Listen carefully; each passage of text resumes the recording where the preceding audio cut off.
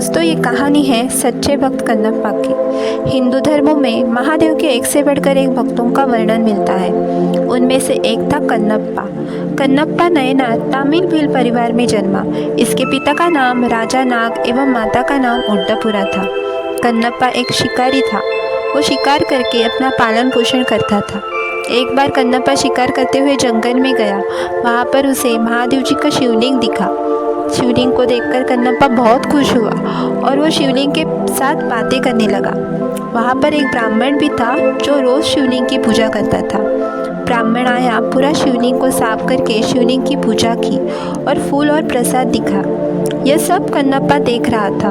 उसे भी लगा कि मुझे भी तो महादेव को कुछ खाने के लिए देना चाहिए।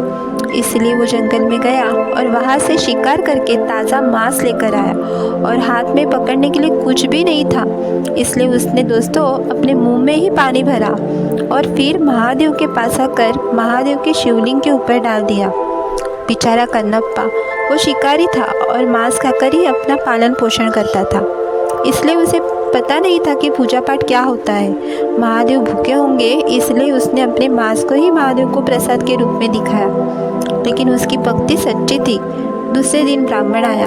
उसने देखा कि महादेव के सामने मांस पड़ा है। उसे बहुत बुरा लगा।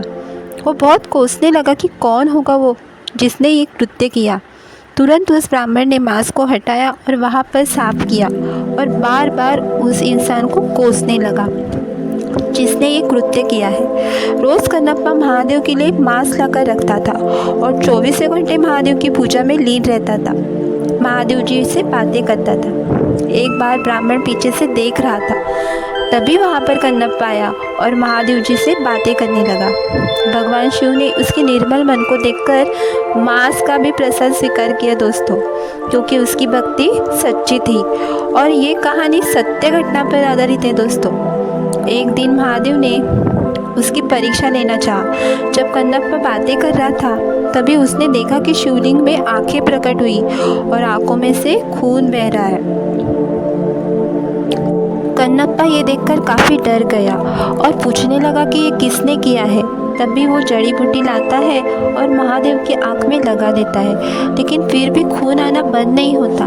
इसलिए कन्नप्पा रोने लगता है। रोते वक्त उसके हाथ अपने आंखों पर लगते हैं और वो अपनी तीर से आँख को निकालता है और महादेव जी के आँख पर लगा देता है। तभी खून आना बंद हो जाता है। कन्नप्पा बहुत खुश होता है कि महादेव जी की आँख लौट आई। तभी दूसरी आँखों से भी खून बहने लगता है। फिर कन्नप्पा अपनी दूसरी आँख निकालने जाता है, लेकिन फिर वो सोचता है कि अगर मैं यह आँख निकालूँ तो मुझे पता कैसे चलेगा कि आँख कहाँ लगाना है। इसलिए कन्नप्पा अपने पैर के अंगूठों को अपने शिवलिंग के आँखों पर रख देता है। तभी महादेव प्रसन्न होते हैं। उसे दर्शन देकर उसकी आंखें लौटाते हैं। दोस्तों, ये कहानी सच्ची है। वैसे महाराष्ट्र में इतनी प्रसिद्ध नहीं है, लेकिन तमिलनाडु में इसे हर कोई जानता होगा। दोस्तों, कहा जाता है कि कन्नप्पा पहले जन्म में अर्जुन थे। दोस्तों, कहानी पसंद आई तो एक सब्सक्राइब ज़रूर करना और कमेंट्स में हर हर महादेव लिखना ना भूलना।